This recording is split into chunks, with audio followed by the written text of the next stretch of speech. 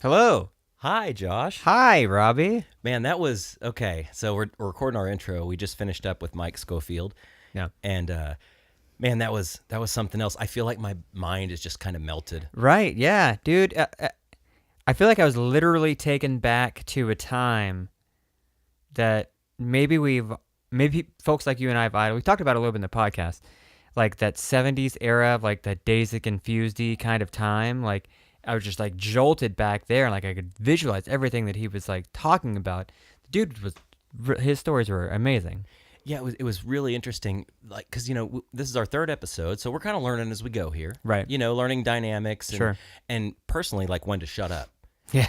And I feel like tonight was a really good exercise in Shutting the fuck up. shut the fuck up. Let a guy tell his piece. Yeah. And be all the more, well off, better off because of that. Yeah.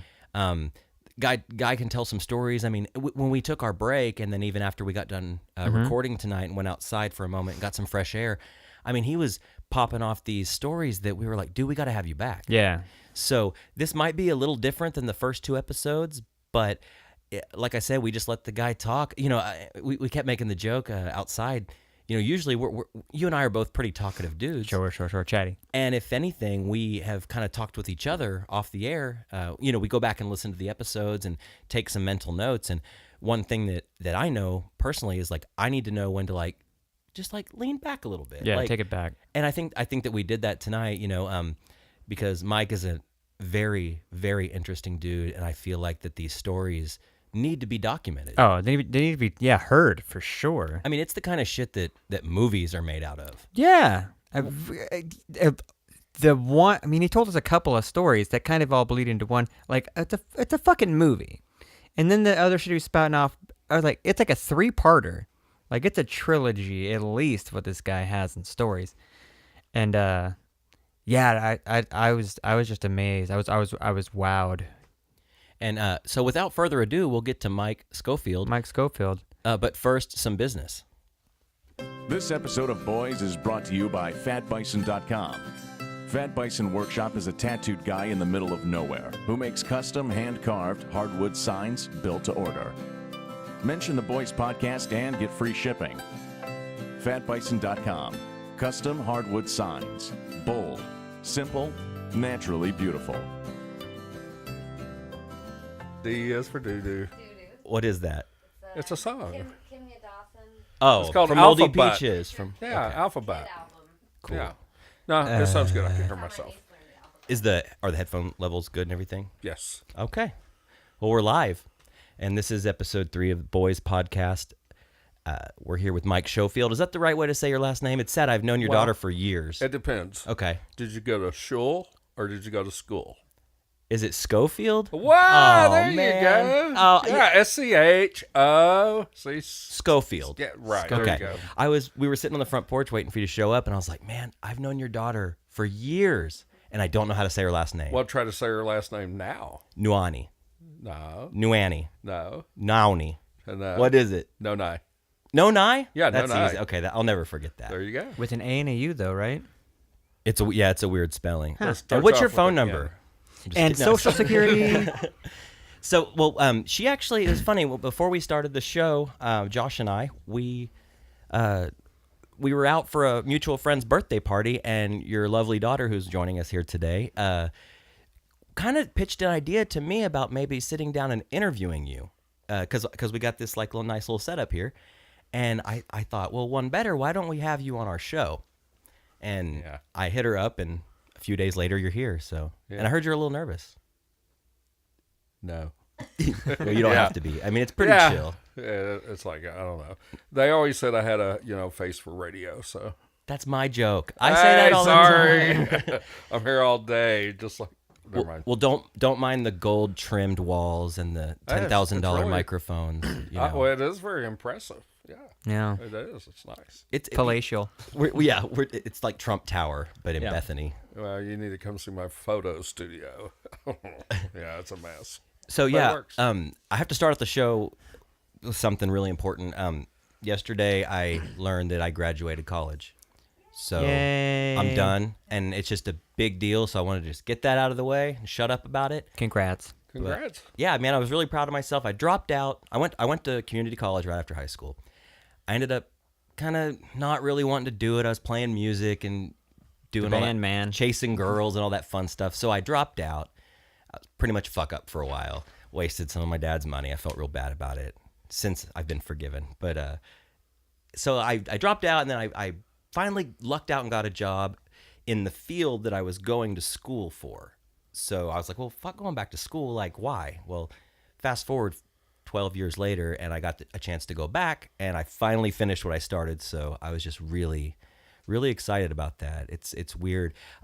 My last day was Monday, and as I was walking, I walked to campus because my college is like right across the street from my job. And I felt so sad because for the last 2.5 years, I've always had a project to work on, mainly like video editing and shooting and stuff like that. But now I don't have anything to do besides this podcast. And it kind of left me at this like weird emotional state, like it was bittersweet. I was so happy to be done. Postpartum almost, right? I guess. I don't know. That feeling sucks though, but so much so that I was like, okay, I graduated. This is a time in my life where I've got to do something big. Have you ever had a moment like that? Oh, yeah. Like, when's the last time you had a moment like that? Every day. It's more of like that. I think it's the thing that, I don't know about everybody. I mean, I had like a massive quarter-life crisis at 25 where I freaked out the whole, I'm going to die. What am I doing with my life? Where is it going? I probably only got another good 25, 30 years left in me. A good 25. Maybe then another shitty 25 after that. Who knows? It's a third life crisis. So it's not every day, but, anytime that I said it on the last podcast that every now and then I'll get those freak out sense of mortality moments. And in those, I definitely get the whole, I got to do something. Not necessarily I got to do something big and be, like famous or make a shit ton of money. It's like I need to do something that will at least mean something to me when I'm decrepit on my deathbed and be like, I did that at least, Well, coming into this and graduating, see, here's the deal. I've done graphic design. I've sat at a desk for the last 12 years or so of my career, if you want to call it that. And I kind of had this moment. Well, I did have a moment. There was no kind of about it. I had this moment where I thought, okay, I got a degree in professional media, which is audio, video, all that shit. To me, it's almost like a death sentence to sit in a chair the rest of my life. Because if I'm editing, if I'm doing graphic design, layout, whatever, I'm going to be sitting in a chair. It causes hemorrhoids too. Got him. I know. Back You know that I have hemorrhoids? You know what clears that up? Listerine. Put some on a rag. I'm telling you, What? it works, man. And then you just slap that bad boy on there.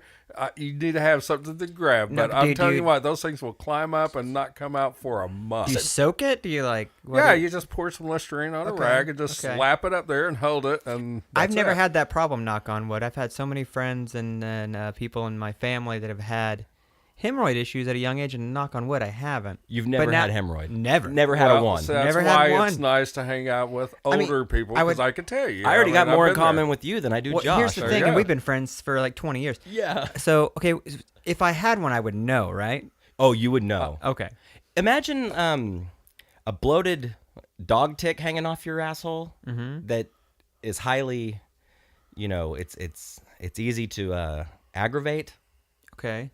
That's what it feels like. I don't think it's that big, but that's what it feels I like. got a picture. I don't. Of I your- don't need to see it. No, Okay. really. Yours? I mean, yeah, because when you're my age, you have to go have this little Sure, scope yeah, stuck yeah, up yeah. your bung, and so evidently they go, "Hey, you want us to take care of those hemorrhoids?" And I'm like, "Yeah, okay." So they go, "We're going to inject them. They will swell, and then they will go away." And I'm like, "Okay, that sounds cool." Well, they didn't tell me they were going to be like, little cherry tomatoes hanging off there forever. So I have this watch that I can control my camera with on my phone. So I got smart. I put it down on the floor. I kind of looked, zoomed. Oh, can you preview on the watch? Yes. Dude. Yeah. So I zoomed in. I was like, OMG. And that's all the what- way. Yeah. And Dude, they're that pretty takes massive. like dick picking to like a whole new level with the Apple Watch there. I Yeah. mean, if you could do that. It's And pretty that cool. and that was the big moment that you decided you were a photographer. No. I got it. That's- Hey, doing that's when I something took it to big. He's another going to be level. the first. Well, not the. Maybe the first That is next. anal photographer. Well, I was able to HDR it, There you and that Ooh. really brought out, when Brings I out did the lows and the yeah, highs. Sure, the, resolution for sure. You get the shadow contrast and things like that. I was able Right. to really make it pop. Yeah. Literally. No, no. No, you put Listerine on it. It's fine. Do you? Okay, let's go. Let's step back here. Yeah. You're not denying that the Listerine burns like crazy. No, it burns. Okay. Yeah, crazy. Okay. Crazy. But it does get rid of them. Oh yeah. Wow. Did you find this out on your own, or did you read up on it on the internet, or? No, I found it out on my own. Oh, okay. Yeah. Sometimes that's the best way. I've done that shit before, like just home remedies on random shit. Like maybe this will work. I'm not that No, I've got all adventurous. kinds of them for you. I just imagine you going through Sticky feet. the bathroom, You know. the bathroom cabinet, just putting random things on your asshole. No. It would either been alcohol or, but I figure Listerine. Sure. About back years ago, it would have been what they call monkey's blood. What's that? Methylate. Is that Iodine. okay? Oh yeah, that burns. I would assume so. Yeah, they outlawed it, I think. Huh. Yeah. So so we had you here because we heard you had some good stories. So why don't you, just to make it really easy to get into a story or two or whatever, tell me how'd you grow up? Like, set the table for us. Well, I'm old, so I was born in like 1958. That's the same year my dad was born. Hey, wow. He's young as hell. Yeah, well, I'm young inside. Matter of fact, people my age don't know how to take me. So, anyway. I was born, had a good childhood, great parents, not a lot of money, but I had the dad that, he's a little man. I mean, he's like 5'2", 5'3", nothing against little people, okay? That's my dad. I love him. Kind of weird though. Yeah, and I'm a giant compared to everybody in my family. But they call it like little man syndrome, but it's not really. I mean, my dad was actually a tough man. He was on his own since he was 13. He beat up his stepfather that was beating his mom. And his mom had to make a choice between him and his stepdad. So he came home from school when he was 13, and there was his bags. And yeah, so my dad left, went down to Durant. It is Durant, not Durant. But that's where I was born too. I was a Durant dude. But he went there at 13 years old, joined the circus. Back then they didn't have children's rights, so when he tried to leave, they would chase him down, beat him a little bit, bring him back. Okay, what do you do in the circus? I want to know. He took care of the elephants. So Shoveling he shit. cleaned Shoveling shit. poop, and he slept with the elephants, and he drove a 2.5 truck when he was 14. Wow. And so finally, when he was, did he? I'm not. I don't mean to keep interrupting, but did he like travel around? Was this like oh a traveling? yeah. Oh man, No, what they a life. traveled all over the place. Amazing. Yeah. So, matter of fact, he got stopped by the cops in Oklahoma City on 42nd and Robinson, where it makes a curve because he hit a street light pole with a 2.5 with a trailer. Wow. And he was only 14. But, they gave the cop a little money and, they let him go. So, but as he got older, he just turned 17, and he went to his mom and said, hey, I want to go to Korea. I want you to sign for me. So he was in Korea when he was 17. And he's the kind of man that if he saw something going on, I remember when we was growing up, if we went on a trip in the Rambler station wagon with the push button shifter, we would be out in the middle of nowhere. And there would be some guys next to us, cussing, having a good time, drinking. And I'd see that look in my dad's eye and start hearing him going, making this little noise. And I'd like, oh no. Sure enough, my dad would go over there and he'd say, fellas, I got my wife and kids. I'd sure appreciate if you watch your language. If they didn't, the fight was on, and he could handle his own. So anyway, I kind of grew up that way, that where you stand up for other people. You don't cuss around women and stuff, So anyway, as life goes on, I started doing drugs at a very young age. I mean, like in Cub Scouts. Well, okay, so let's pause there for a second. So when and where was the first time? Like set it up for me. What? Like Smoking what pot or is something? it? Was pot what you started with? Yeah. I guess it is a gateway drug after all. Well, no, alcohol was the first, but that was like in 5th grade. What about cigs? I was in like, oh gosh, that was like 5th grade. But it was like a soup of all of that around the same time. Probably. Yeah. Okay. You know, all right, hanging out with guys. I want to be cool, wanted to fit in. But the first time like drugs was probably Valiums and prescription drugs and marijuana, and I was actually only in Cub Scouts, but I hung out with older guys, so they were in Boy Scouts. Nothing against Boy Scouts and Cub Scouts, okay, guys? But yeah, that's where I first got introduced to it. And we used to go camping and smoke grapevines and get high, and not high on grapevines, but right. Yeah, seems pretty harmless so Yeah. far. So far, I don't know about the Valium at 15. I didn't Yeah, take we one of always those till had much later. Well, I can't mention this one guy's name because he's at a very high. You just make up a fake name, Johnny. Well, he's in a very, very high position with the city. Anyway, he was our lookout guy. So he was a good guy. I mean, he didn't partake, but he was our lookout guy. So,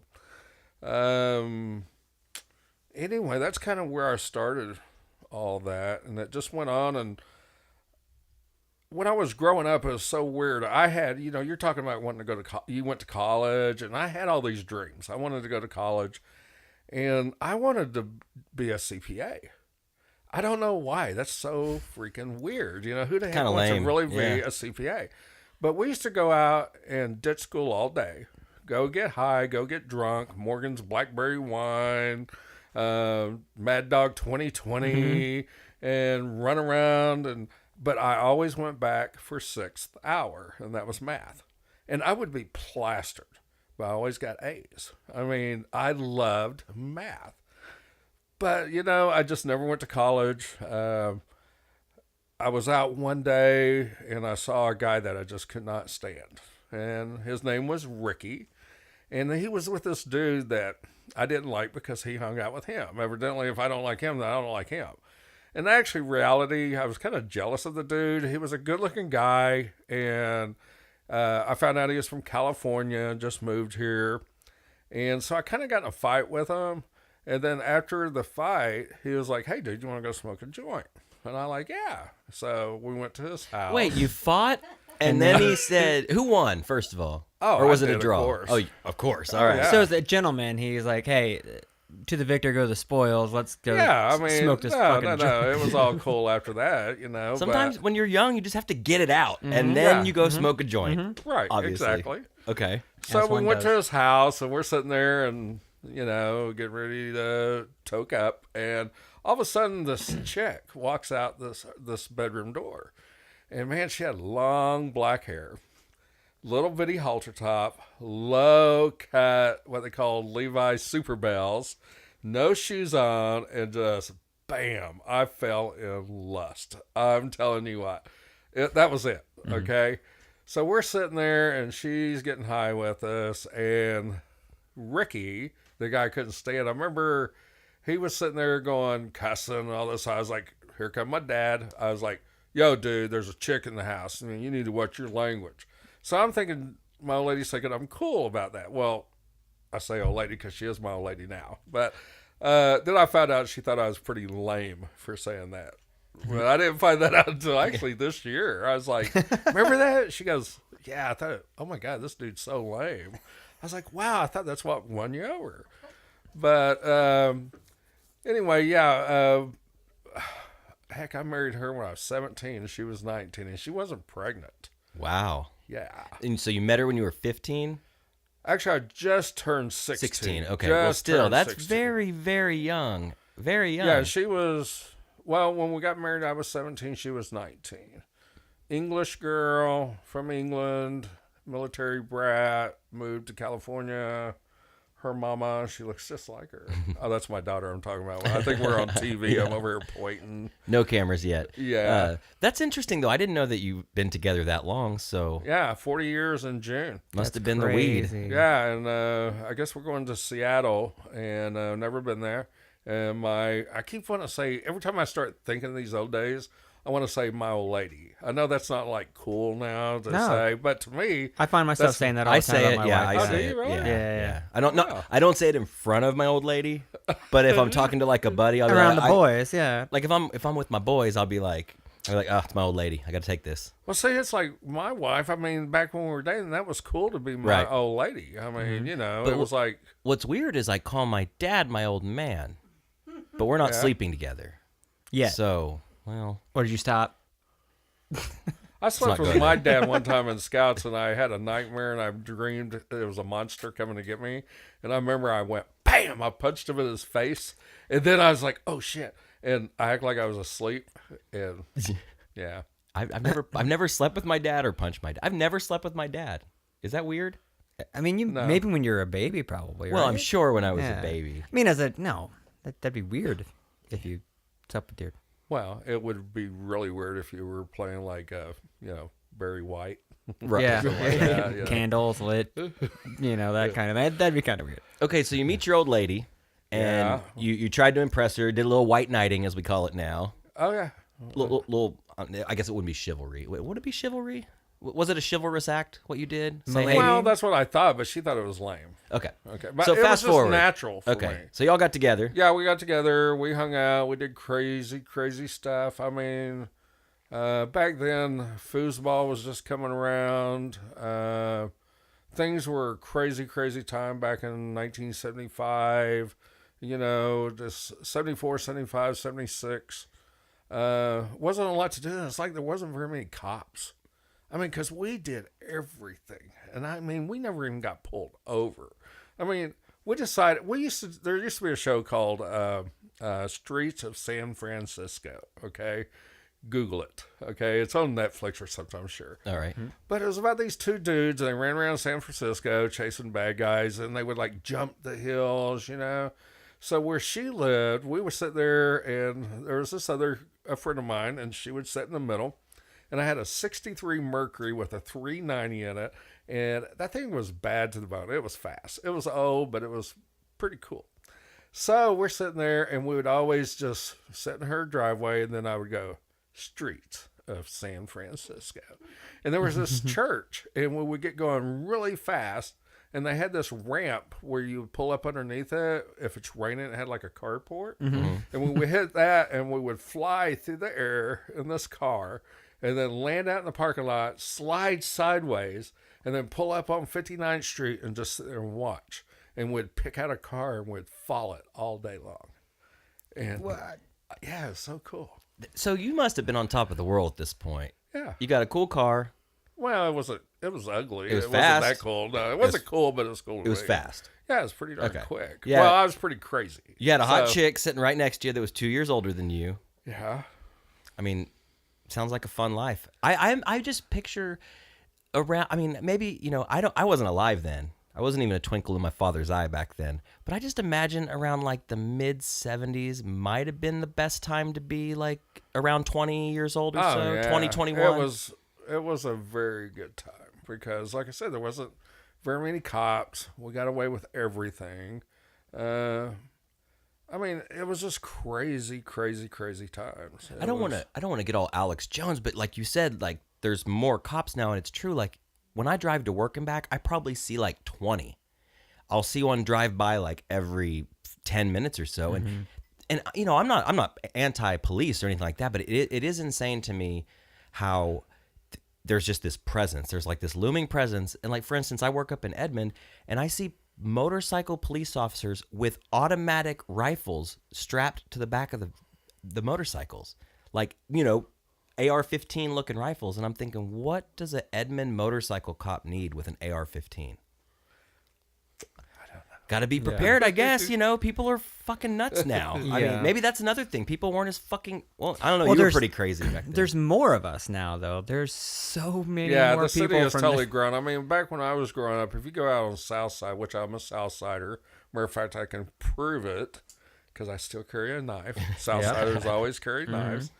But I mean, if you went out to Southwest 89th in Pennsylvania, that was dirt roads. Really? Oh yeah. So that was all dirt roads. They were still cruising on 59th Street, and then we'd come over here on 39th Street over in this neck of woods, and Oh yeah, raise the a little strip. heck. The strip Yeah, here we'd on get in 39th fights there, is then- still open. Yeah, They it still had- have people that park every Friday, park their cars Well, so back they won't let them in. do it on South Side because it's the hood. Right, right. Yeah, They're people still get shot. privileged up here, We'll get a cap popped. But yeah, it was a crazy, crazy time. I mean, it's like we even tried to quit smoking cigarettes, so we were so stupid. We rolled up, I don't know, probably 40 joints each and put them in baggies under the seat. So every time we wanted a cigarette, we'd just reach down and grab a joint. And we did this for a couple weeks, and yeah, it just kind of got all hazy. That's an interesting take on quitting smoking. I don't know if I've Yeah, ever heard that we didn't know before. that actually the smoking of marijuana was worse for our lungs than cigarettes. So, Well, plus you're anyways, stoned all the time, right? right? So yeah, then we wound up getting married, and the wedding was bizarre. It was in Blanchard. We don't know why.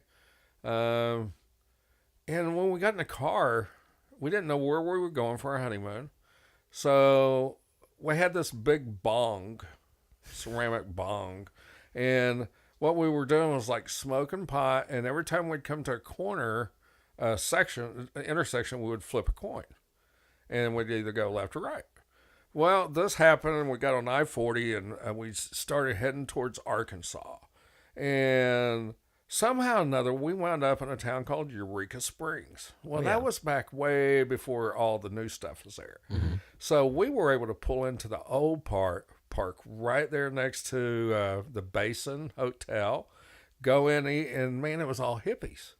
We thought we were in hippie heaven, man. We really thought we just tripped out, went to hippie heaven, and we're going to live there forever. And You know, you already had your bong. yeah, I mean, my hair was down the middle of my back, and, we just like, wow, we fit in, but we didn't know there was the passion play there. So everybody that worked there had long hair. So Were they all like waiting for their chance to be Jesus? I guess, I don't know. We didn't, Jesus is sick. Jesus, oh, my turn. Third But- string Jesus. But can we go back? Okay, I just mentioned a bong in a car. Like, have you ever? Well, that's what I thought mean, about back a in the bong in a day. car. A bong does not that I own one, but a bong does not leave the house. I would assume a bong it has its maiden voyage from the shop to your house, and then it doesn't leave the That's cabinet. it. No, that's the thing from that story. I was like, oh, a bong, and it's like, and then a bong. Okay, like, but you're in a car. Wait, what? That's what I mean. It was so different back Right, then. right. Yeah. We could You could actually be put hitting in a the bong back seat. driving down the highway. I mean, it was no big deal. I don't That's think crazy. I don't. I've learned something tonight. I've never seen a bong in a car. I've never seen somebody smoke a bong in a car. I've No, seen but a can- joint in a car. Of Oh, course. sure. yeah. I've seen people smoke pipes in cars. Yeah. But I would almost slow clap at a stoplight if somebody just whips out a bong and just starts ripping it. Imagine you pull up next to somebody like on a busy street. Well, it probably wasn't busy back then, but you look over and Someone just- some long-haired short man and some, you said, black-haired woman in bell bottoms Oh, was like yeah, just hot. puffing a bong. Hot stuff, huh? Yes, still hot. She's my hottie patati, man. Ooh. I'm telling you, woohoo. What is tonight? well, there's a reason you it's hold only that down Tuesday. for that long. We're waiting for Thursdays.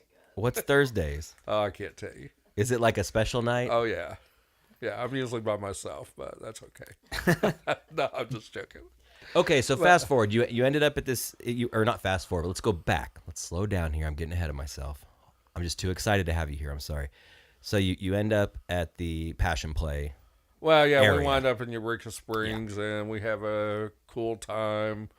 I mean, and then, I'm still 17. I have my own apartment. I'm right down from Grant High School, where I graduated from. So, of course, all our friends are hanging out. It was always having 30, 40 people. And you were, talking about bongs. We had one of those, like, 4 foot tall. Oh, yeah. Yeah, in the apartment, And I remember my mom and dad, bless their hearts. My mom passed away a while back, and it was all good. I mean, it was peaceful. But bless their hearts back then, I was their baby. And I just never forget one day I was sitting there, and there was probably about 30 people in my apartment. And one of the guys that was another Eagle Scout, matter of fact, I got my Eagle Scout award. But I wouldn't tell my old lady that I was in Boy Scouts.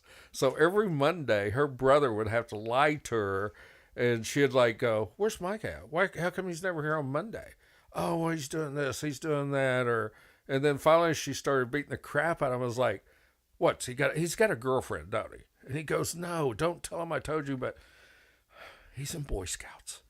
You know, because I didn't want her to know she was too cool. I thought she wouldn't want to be with me because I was in Scouts, you know. If she thought you were a nerd for doing the, hey, watch your mouth, she would have thought you were an uber nerd for being in the Boy Scouts. Right. But I had to go and get my Eagle Scout. I mean, you know, for my dad. Well, yeah, but also you could, you know, you were a partier, obviously, knew how to have a good time, but also you can tie, you know, triple knot. You could, or what? Clove hitch. Yeah, you could do. Yeah, you could survive in the wilderness. You could tie you up, and you never get out. Yeah, you could. So that's a cool. You were learning Sheep skills. shank, you know, shorten a rope without cutting it. Yeah, baby. Yeah, I could do it all. Bowline. Yeah. Let's just keep naming knots. What do you say? Oh gosh, you know. Welcome to Knot Talk. But anyway, back to where, you know, here I am, and I've got all these high school kids hanging out all the time because I was, you know, same age. I'll never forget the time that I looked through the peephole, and there was my mom and my dad, and I'm looking through the peephole, and I'm like, and at the time there was something going on. Like I said, I'm ADD. There was a dude going around jabbing ice picks through keyholes. Oh. Yeah. So, like, you'd look through the peephole and he'd see and he'd go, bam. And so I was kind of leery. What an asshole. Yeah. I don't think they ever cut the guy. But I don't know where that came from. But I know that I approached the peephole very cautiously, you know. And so as I, you know, got closer to it to make sure there wasn't an ice pick coming at me, I see my mom and dad, and I look around, there's like 30 people, and there's this guy named Bobby, which he was an Eagle Scout too, and he's like hitting this like 4-foot bong in the living room. So I look at them, I look at my mom and dad, and I'm like, oh, well. So I open up the door, and I stick my head out and say, hey, you know, just so you know, I'm having a little bit of a party. Come on in. And I open up the door. It wasn't good. Poor Bobby had his back turned, and he's hitting that bong big time. And all of a sudden, he turned around, and my dad was his patrol dad, you know, or patrol leader. And yeah, he kind of lost it. Bobby Bongs. Did he come down hard on him? No. They Say, were blow that smoke out of your lungs. No, right they now. were really cool. They just kind of looked at me and left. You know, so that's what they had to put up with, you know, quite a bit. Well, from what I understand, that's kind of the tip of the iceberg. Oh, yeah. So I'll tell you what, let's take a quick break and we'll come back and have more with Mike Schofield. There you go.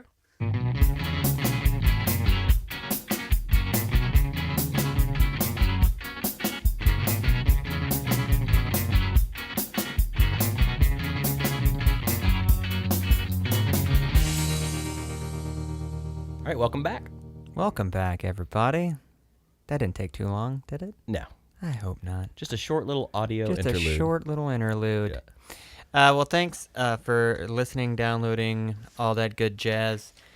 You can find us at boyspodcast.com and email us at boyspodcast@aol.com, and please use that instant messenger. I really want to see that gist. We're waiting. We have it up. Yeah. And we're wondering, does anybody use AOL Instant Messenger I don't anymore? think so.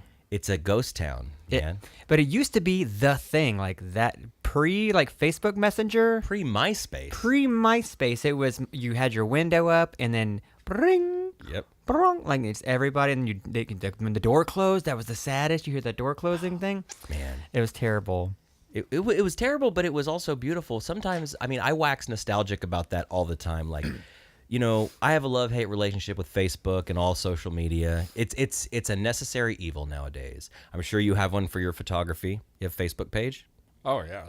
Several. You have to, right? Yeah, You yeah. can't. Yeah. You can't not have one. You can't survive as a business, at least a business, in today's society without having it.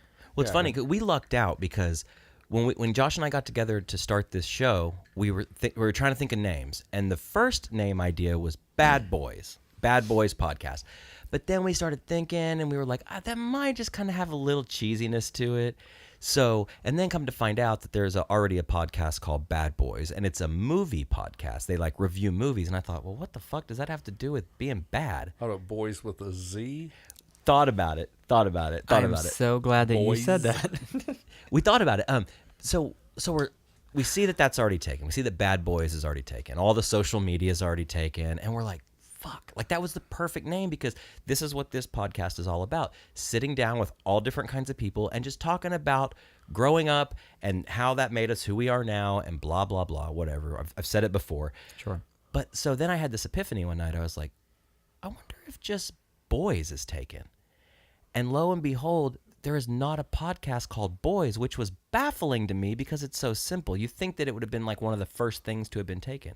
So we got the boyspodcast.com, Boys Podcast on Instagram and Boys Facebook Podcast, and all that Facebook, all shit. of it, yeah. yeah. So we really lucked out, and I thought maybe it's a sign. Maybe it's like some manna from heaven that this was meant to be. Because what's a cooler name than Boys? Boys is way cooler than Bad Boys. But with a Z? No. Okay. Classic Boys. Classic Boys. BOYS. BOYS. Yeah. Okay, not Short, good simple. boys. Yeah.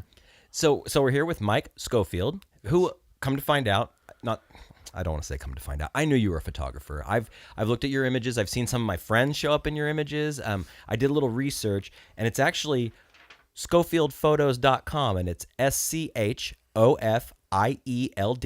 photos.com. That's it. And so that's probably the hub for everything, and you can find your Right. Facebook Then you and could shit go on there. you go to my pinup site and my Lots of photo art, just all kinds of. And that's different photos with a Z, right? things. Yeah. Joke. with a zero for the O. It was Oh, already Lord, taken. yeah. But one thing I wanted to mention is got a lot of babes on there. I'm curious, as a married man, married since you were 17 years old. Is the old lady cool with you taking photos of all these babes? Because I would imagine most women would be a little jealous about that. Nah. It's not that you're doing porn or anything, obviously. It's all very tasteful, artistic Well, stuff. there's been some people that go like, "Hey, that's a little," but no, it's They're squares. yeah. Well, there's a reason why I do what I do. I mean, Why is that? Well, the reason I work with models is I found that most of them have the lowest self-esteem, and they can be gorgeous and have low self-esteem.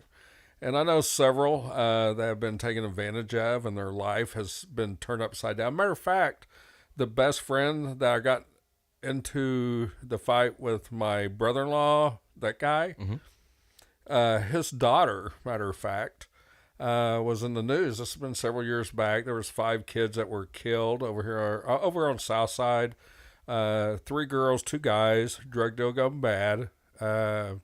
2 of the girls were pregnant, and one of them they kept showing Oklahoma's own reality star from HBO, Cat House, which was actually the Bunny Ranch. Right.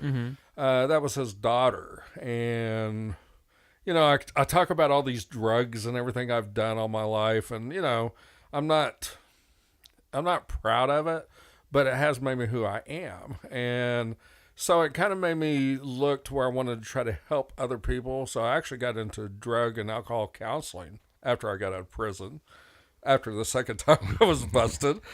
But anyway, somehow or another, I wound up being a youth minister. I mean, that's crazy. So are you Christian?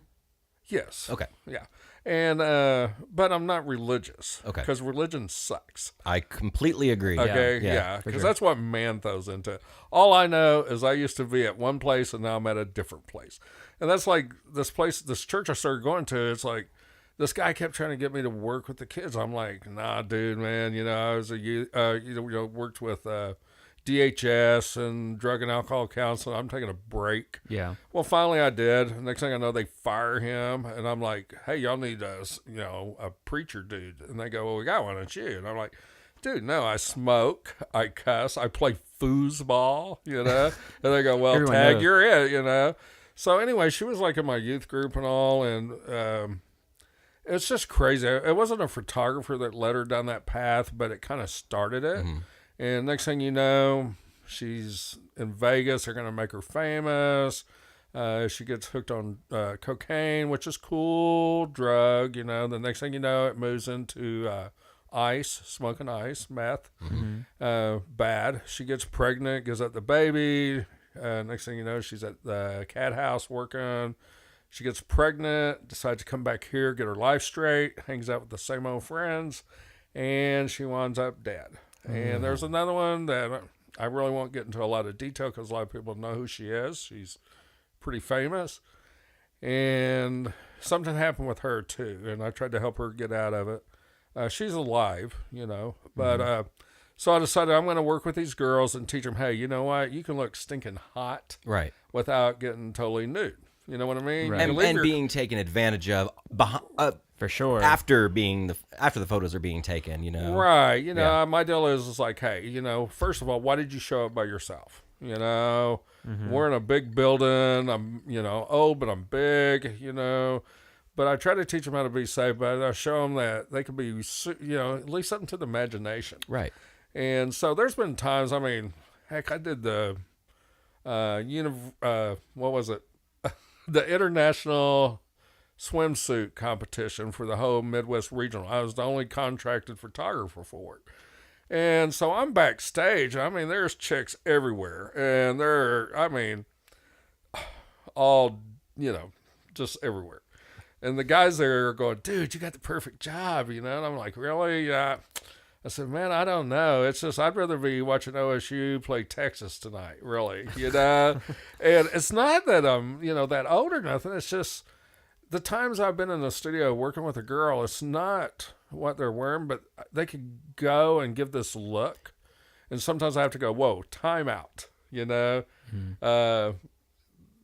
a little bit too hot, and they're fully clothed. But anyway, it's that's funny. why. No, my wife supports me 100%. She knows what I do, why I do it, and yeah. So you really do have cool. the perfect job, is what it sounds like. Because you get to look at hot girls all day. Let's be honest, but you're not creeping on them. You're just like, Well, see, I'm really saying all this because I know my wife's I know, here, I know. I quit, and my hey, daughter's here. You don't stop winking at me. I get know, it. All I right, know. I get the joke. The nudges. I get the nudges. But it's funny because there is a line between like being sexy and being like, pretty or whatever, and then being like slutty. And like I did look at a lot of your photos. I've seen them over the years. I mean, I'm friends with your daughter and her friends on Facebook and whatnot, and I see you creeping into my life one way or the other. Okay. So I know you. Is it? But I've seen the photos. Like I've seen photos like Reagan and like other people. I'm like, it's always classy. Well, thank you. Yeah. So and you're very talented at what you do. So I definitely wanted to give a little shout out to your website. But Well, thank you. So so let's go back. Okay. So you go from this, and your daughter showed me some photos of you and your wife when we were taking our break, and I said, "Who's this David Gilmour looking dude?" And so if anybody's listening, just to paint the picture, I just see this dude rolling around in like this old car.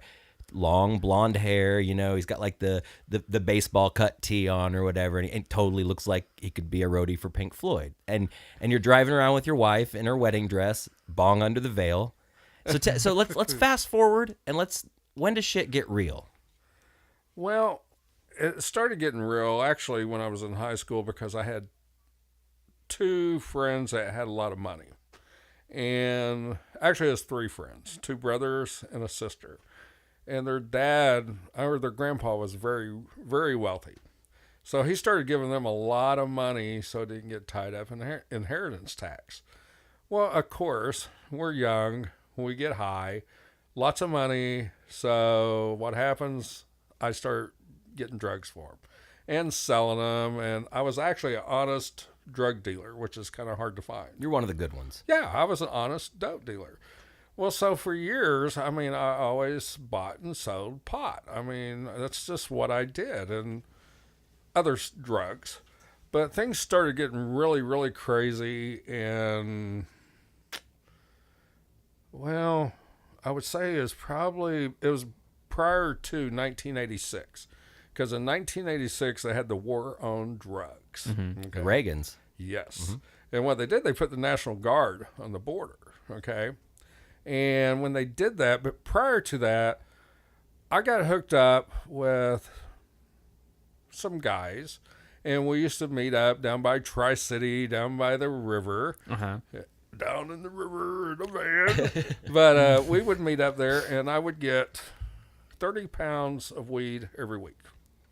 And I would only sell it to two guys. Okay, let's put this into perspective here. What is, if you had to visualize 30 pounds of weed, because I've never seen that much pot in my life. And in fact, they don't even sell it like that anymore. It's because it's so super concentrated and crazy. Yeah. I wouldn't know. I have friends.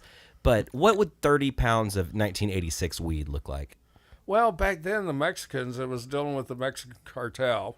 and they would compress it into these capsules. So it was very, very compact, very tight, and so it didn't take up much room. So it was a couple of really big, really nice leather suitcases. Okay. That was pretty hefty, but I 30 had it all pounds worked hefty. out. I mean, I would sit there and I would go to one guy's house and I would go up, knock on the door, hang out for a while, take in some clothes on a hanger, take my suitcase, sit there and watch MTV back when MTV was actually music television, not whatever the heck they got now. But, and I would hang out for the whole evening in case neighbors were watching. So it kind of got the routine where neighbors thought I would come in on the weekends and stay there for the weekend. I also did this with another guy. So I had 2 suitcases. I had it down pat. I was pretty smart. But in 1986, they put the National Guard on the border. So now our buddies from Mexico couldn't get the pot across. It took up too much room. So here came cocaine. And so the next thing I know, I become a cocaine dealer. And I'm selling some cocaine. And back then they had this deal called freebasing. Okay, freebasing is crack cocaine. Now, is freebasing an act? I always Yeah, thought it was an act. freebasing is Like what glass you piping do it? to the cocaine. What you do is to really freebase, you would have to take and use acetone, and you take out the impurities. But the only thing about acetone, it's flammable.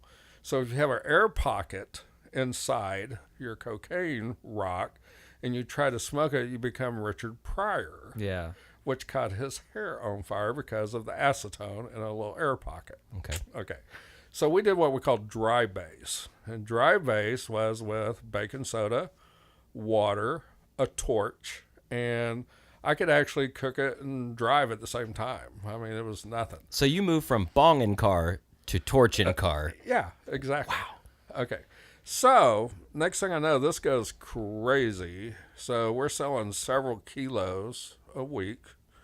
And I don't know, it just got crazy. I mean, it was like a crazy, crazy time. I mean, I would stay up for 8 days straight, no sleep. Had my daughter and my kids, which I'm not proud of, moving them from hotel to hotel.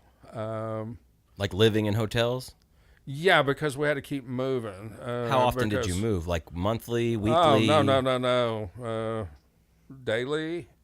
Wow. Sometimes weekly. I mean, it was whenever we needed to move, when I felt like things, because a lot of people knew, the high wasn't really the high. The high was people knowing who I was. I could walk into any club and people knew who I was. Were you doing it? Yes, Well, okay, I was doing okay. it, and that's the cardinal sin is you don't do it if you're yourself. Right. So everything's like a haze. I mean, it got so crazy that March 25th, 1986, I went to the safe house. We had a safe house over in East Hills Addition and more. And it was a new addition, duplexes, 2-story. And so I went there and I had the guys from Mexico with me. I picked them up from the hotel. And we get there and my partner's freaking out. He's like, they're there, and he had mattresses against the windows with holes cut in them. And I'm like, what? Who's there? And he's like, look. And I look across the field, and sure enough, there's a Blazer. On the other side, there's a car sitting there with 2 guys in it. So I know they're there. Well, I didn't know that he actually got busted at the airport flying in from Miami with about 4 ounces of cocaine. Okay. So the DEA and the state narcotics worked out a deal with him to get the guys from Mexico. And what he did was he just ran and hid from them. Well, he failed to tell me all this. So anyway, they found him, and here I am with the Mexicans. So when I left there, I didn't think I had anything in the car. I mean, that's how crazy I was. And so I asked the Mexicans, I was like, hey, do y'all have anything? And they said, no, we're clean. I said, well, let's go. Because this guy wouldn't listen to us. He was going to flush it, hide it, but they had the water shut off. I mean, it was, we knew they were coming in. So we left there, and helicopter came down. Guys in blazers came across the field. They pulled me out of the car through the window. I mean, by the time it was all done, I mean, all of Eastern Avenue was full of people. The news was there. My wife saw it with the kids in the hotel room. She looks up and goes, On the news? yes. Oh my God. So that's how she found out. Did you have it? When was the moment when you were like, I'm fucked? Like, Then because I was really kind of freaking out. And now remember, I was selling a lot of weed, so I had these 2 leather suitcases, right? So I still had them in my trunk. So they kept wanting me to sign a warrant or a affidavit giving them permission to search my trunk. Well, when they searched my car, I had a little 25 automatic in my console, had the clip in the glove box. I mean, I was carrying guns back then. I'm not the kind of guy to carry guns. Mm-hmm. So I would never sign it. So they kept putting me in the car, and they turned up the heater, and it was so hot, and I felt like I was going to pass out, and they'd open up the door, and I'd come to, and then they'd hand this paper to me and tell me to sign it. And I was like, man, I just went over to buy a motorcycle, and it's got a flat. I don't know what you guys are talking about. And then they'd shut the door and turn the heater up again. So this went on for a while. One of them got upset and just opened up my trunk. And as soon as he started pulling those suitcases, I was like, oh my gosh. Well, there's triple beans in there. There's, all kinds of stuff. And then when the sawed-off shotgun came out, that's when oh no. I really oh crap. Because my buddy, my partner, I needed money for my kids. He owed me a bunch of money, and he started bringing strippers over there. And you don't bring nobody to the safe house. That's why they call it a safe house. Right. It's out of bounds. Right. Nobody goes there but me and him. Well, I go there to get some of my money, and he's got these strippers there, and he's got I don't know, probably 10 grand in his front pocket. And he's like, I ain't got no money. And he's just trying to show off, And so it kind of upset me. So I went to my buddy's house. I had my 12 gauge pump and asked him if he had a hacksaw. And he said, yeah. And so I had this long jacket, and I kind of marked it with my thumb, and I started hacksawing it, and it was dull.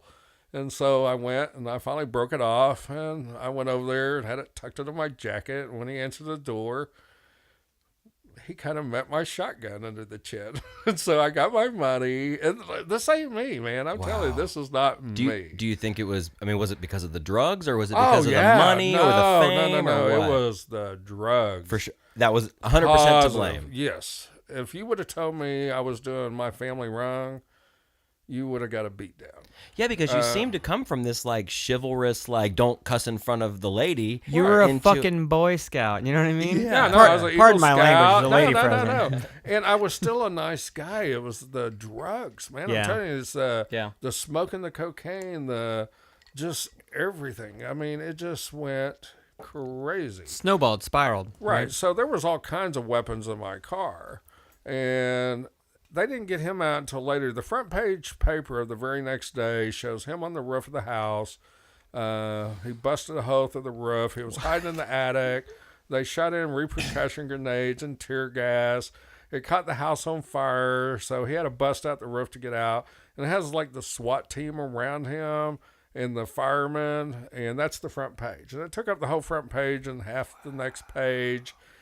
And so this isn't good, So they take me down to Cleveland County. I'm there, and the Mexicans are trying to bail me out. And I'm saying no because I know I'll be indebted to them, and that's the last thing I want.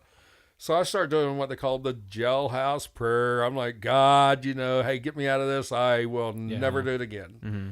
So then they say, oh, you got to have faith, So I'm like, dude, I'm going for my preliminary hearing April 19th, 2 days before my old lady's birthday. And so I gave everything away. I even had a paper sack. Dude, you don't get paper sacks. That's contraband. My old lady brought me some flip-flops, for the shower, and they forgot, and they gave me the paper sack. That's like having a closet, to put your stuff in. Yeah. So I gave that away, and everybody's like, you're stupid, man. What are you doing? You can't give your stuff away. And I'm like, man, I'm getting out. Well, I get down there and they're trying to get me for intercontinental transportation, interstate transportation, sawed-off shotgun, and I had a public defender, and by gosh, he was good. He was good? Oh yes, Yeah. Virgil Blake. He's a man. Shout out to Virgil. Yes, to that Virgil guy Blake. was amazing. So, okay, wait, is a public defender somebody they give you if you don't hire your own lawyer? Yeah, if you Correct. don't- And yeah, usually they're free. kind of new or maybe kind of a Right. fuck up Yeah. or not. Like, in the Miranda rights, they say if you Pro can't afford a bono, lawyer, they will appoint you a lawyer. Right. And they're usually not a Virgil Blake. Right. Okay. Yeah. So you 'cause my lucked out. bond, My bond was set way too high. So you I lucked mean, out. Yeah, I got a guy that really was good, and but it was really easy too. I mean, because first of all, they did an illegal search and seizure on my vehicle, so they had to kick all that out. Okay, but the sawed-off shotgun was going to be an issue because it was under 18 inches. Well, that's why I told you the story about the hacksaw being dull. Okay. Because I told him, I said, man, that's a mosh burn, okay? And you can actually take the barrel out and put other barrels in, shorter ones and all. So he determined with the judge, what is the barrel? Okay, this end and this end, where it goes in and where it comes out. And then he starts unscrewing it and pulling it out. And the prosecutors over there are like going, oh, shit, Well, they measuring it 17 and 7/8. I'm screwed. So he sits down and I'm like, dude, it can't be straight. There's got to be a burr. There's got to be something. So he goes back and measures it and turns it. Sure enough, the longest end, because I didn't cut it straight, I broke it off, was 18 inches. So, So it was kind of at an angle. yes. Like So- almost like a needle. Yeah, and there you was know? actually a little burr there that helped. It was about a 16th of an inch. And so I got to go home April 19th, 2 days before my old lady's birthday. Okay, so then my buddy said, man, you know what? You'd be good with kids. Okay. So, Yeah, because, real so he gets me a job at the Oklahoma County Juvenile Detention Center. I become a juvenile officer for Oklahoma County. And I do. I want to help these kids. So I'm working in the Berry House. I'm working with kids. Well, let me ask you something. Just What? pause real quick. So, okay, so you got let go. Was that your like moment where you're like, I'm done with all of this? Oh, definitely. Is that when you turned on a dime? Oh, yeah. Dropped everything? Yeah. All your connections, habit, everything? Everything. Really? That's Yeah. interesting. I ain't going to do it again. Okay. That's commendable. It's just, I just wanted to know when exactly you turned the corner. Because, I mean, you were but flirting with have you ever turned disaster a for a corner long then time. turned back? Many, many times. Okay. Well, okay. So So you're I working become with an kids now, Oklahoma County juvenile officer. Little do I know that some of the juvenile officers I'm working with are doing cocaine. Everybody was doing cocaine. So next thing I know, wow, this is getting deep now. Put it this way, there's offices in the Oklahoma County courthouse that people work where, well, anyway, I met people. Okay. So me and my wife decided, you know what, we're never going to do this again. And then it became, you know what, we might do a little bit, but we'll only snort it. We'll never do the smoking. We'll never sell it. Okay. Well, next thing I know, I'm kind of back into it. While I'm still an Oklahoma County juvenile officer. And I have this guy that keeps calling me, and he's like, man, you got to hook me up. You got to hook me up. And I'm like, dude, seriously? So anyway, I hook him up through another friend, and it wound up being March 25th, 1988, exactly 2 years to the day, I get busted again. And I picked out every cop. While we're driving, the dude that we're getting it from, like, pulls away from Pin 44 bowling alley over on the south side. Yeah. And I'm like, dude, what's he doing? And he goes, he must think there's cops. And I go, oh, yeah, there's one right behind us in that yellow vet. Oh, there's one, that old man over there. Well, sure enough, they were. Because we were actually selling to an undercover agent. This kid got busted at Cadillac's club. So he had to turn on us. Okay. So anyway, we did like 2 transactions, and each time we went by my house to take a little out, and so I get busted exactly 2 years to the day.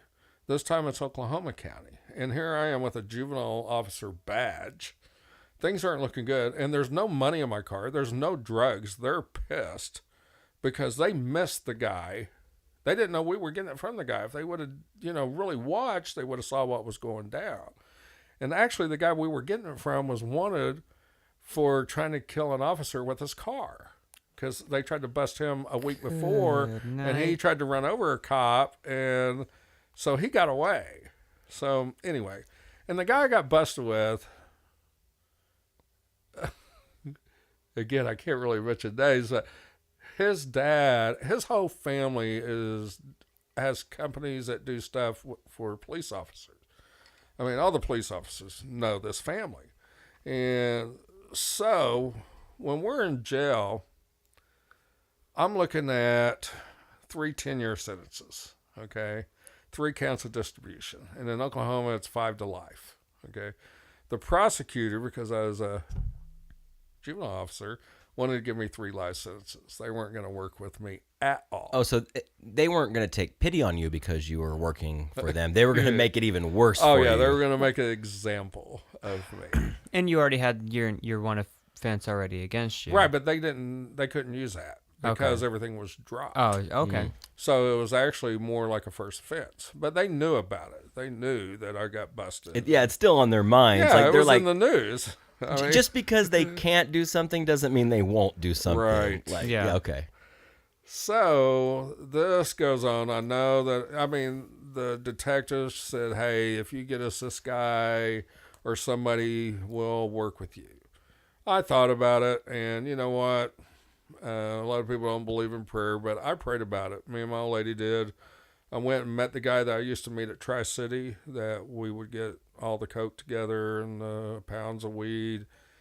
And, everybody knew I got busted, so it took me about an hour to convince him that, because my wife's from England. She was born in England, and she has family in Spain. And so I convinced him that we were going to do one big deal and flee the country. And he goes, you know what, Mike? I'm going to do it for you. He goes, but I met this chick, and I've been going to church. I really want to straighten my life out. So I just sit there and I said, never mind. I've never seen the dude again. His So name you were was that Roger. close. You were that close. Yeah, so Roger, if you're out there, I was going to sit you up, but I didn't. Oh, shit. Yeah. Oh, so you were going to do one more big deal and Yeah. throw him under the bus. Right, and get him busted. And he I was going to do one big deal to help you out. Right. Oh, man. Right. That's classic But, movie that's turn. like when he told me That's that heavy. he wanted to change his life. That's when I just told him, look, man, forget it. And then so I went and told my old lady, I said, look, no, God told me what to do, and we're not going to do this. I'm not going to, I'm sure y'all have heard of, God, man, there's so many people that's big time lawyers, okay? Yeah. Well, anyway, I grew up with one of them, and, I'll say, he's a good lawyer too, Chris Box, related to Irvin Box. So he helped me out, we grew up, and he told me, he said, look, if you do this, you'll get away, kind of. And I could have lied. He didn't tell me to lie. I never told him the truth, because I knew if I did, he would Sure. dude, So I played stupid. And so I knew if I lied, I could get out of it. And then I thought, man, I can't do that. So I went on a blind plea.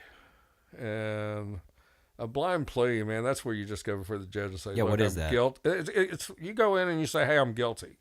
And you know what? I don't want a jury. You tell me my punishment. Only the judge. So you completely I confess. give everything to him. Okay. He can sentence me to life. Okay, he can do whatever he wants. But before that, I'm in the Oklahoma County Jail, and when they came and raided my house while I was in jail, my wife didn't know where I was. She kind of figured.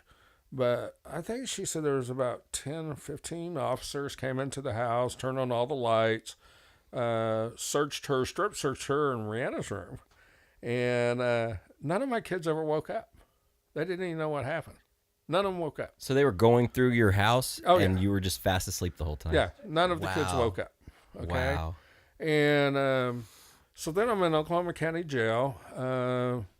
They released her on a $40,000 bond, but she didn't have to go to jail. She had to go check in and get fingerprinted, and then they released her. So we had to kind of put up the house for that. But my bond was set, I think it was about 175,000, something like that, 180,000. And so I didn't have it, and they reduced it down, I think, to 75,000, which still I can't get. It's a lot of money. Yeah. So time's going on, and it's coming up to April 19th. Okay.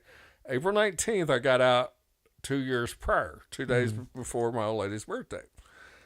So before that, they came down and said, does anybody want to sign up for an OR? That's a own recognizance. It's just where you sign a paper saying, I promise I'll come to court, I won't flee, and they let you out. Well, everybody in jail, all the inmates looked at me like, dude, you're crazy. Nobody's ever got out on a $20,000 or above bond, ever, okay? And mine was like $75,000. So I was like, hey, man, I got nothing to lose. I get to see somebody, so I'll go out and fill out the paperwork. April 19th, they came down and released me on a $75,000 OR bond. Yeah, baby. I didn't even jaywalk, okay? And that's actually when everything turned around. That was like truly a new lease on life at that moment. I would Yeah, imagine. and this is all before the preliminary hearing. I mean, this is all before I went, this is April 19th, which is now a bad day because of the murder bombing. That used to be a good day for me. And which is a whole other story. I was like 1 block away, okay? And I should have been in front of it when it happened. That's a whole other story. But we're going to have you back. I That's know. all there is It's, to it, like, yeah. it's like crazy. We'll have to have a round two. So anyway, they released me, and that's when the detectives were trying to get me to turn on this dude and all this.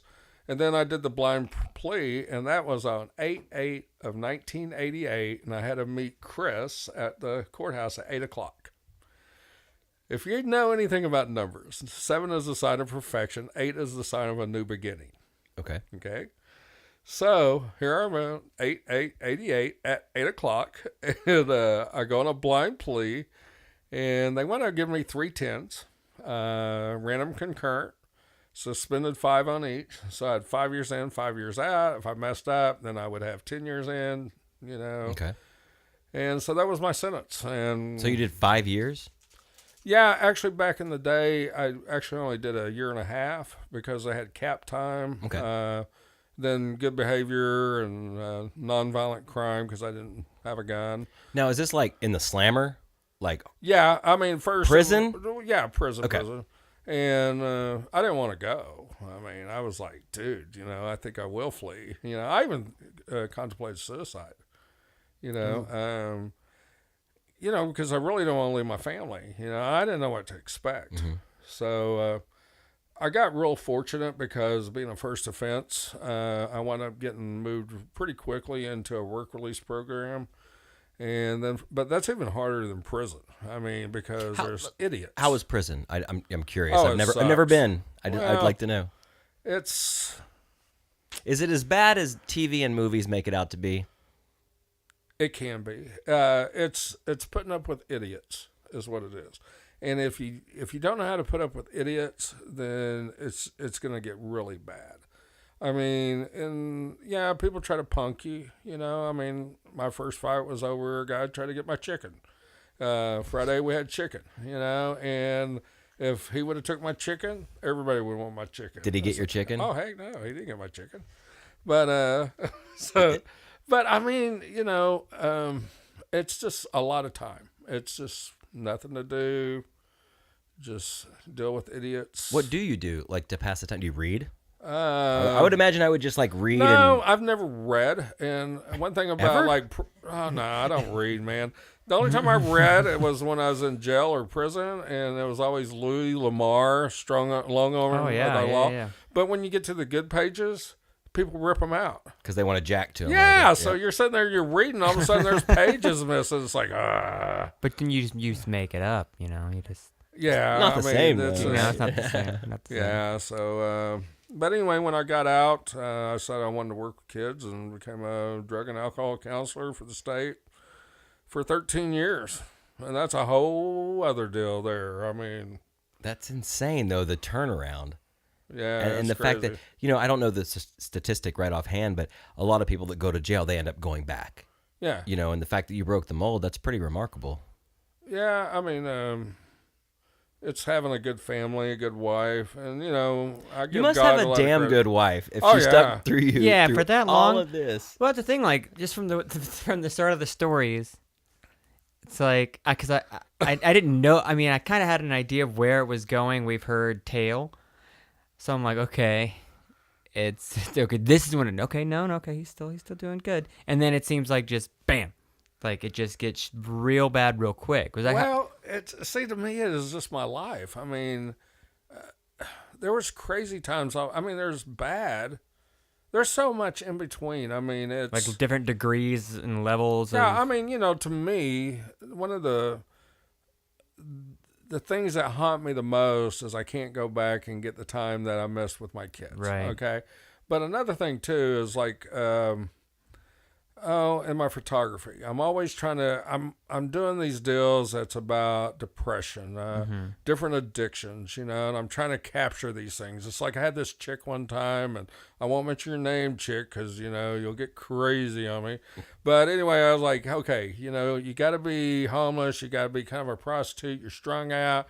Well, she shows up and she looks like a hobo with a little pack on, looking all cute. And I'm like, no, you got to stink. We got to put stuff in your hair where it looks like you haven't showered. Yeah. So what we did, we went up doing like model by day, pixie stick junkie by night. And it turned out really cool. Yeah. But finally I got this chick, and I mean, she didn't wash her hair for like a week. She put a coat on that she had in the corner that the cat pissed on.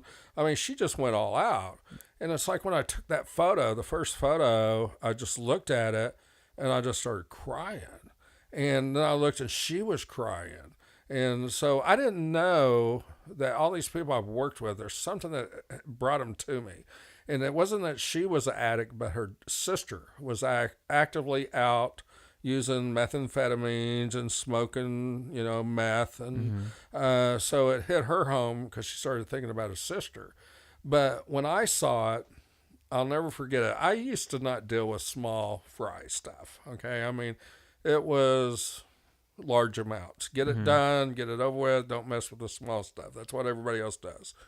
And Roger, the same guy that I didn't bust or get busted, I was at his house one time and he's like, dude, you got to do me a favor, man. You got to stop off this drugs over this chick that I take care of. I'm like, dude, I don't do that. He's like, man, it's on your way. Just, bam, bam. And I'm like, okay. So I go over there and it's a little trailer park over in Moore off of Telephone Road. And it's still there. Yeah. And so I go in and there's this chick, and she's like, I think she's wanting, I don't know, 8-ball, something, I don't know, grams. Small time. Yeah, small stuff. So I'm sitting there like, okay, she wants to try it, so I'm giving her a little bump, and then she wants another bump, and I'm like, whoa, I wasn't born yesterday, I'm like, let me see the money, and she's like, come on, and, and I'm like, look, I gotta go. And next thing I know, she's trying to provide me with oral sex. I mean, that's what she's and I'm like, hey. And I look over and down the hallway, I look and there's this little boy, her son, looking and watching. And so the moment I took that picture of that girl, I thought of that kid.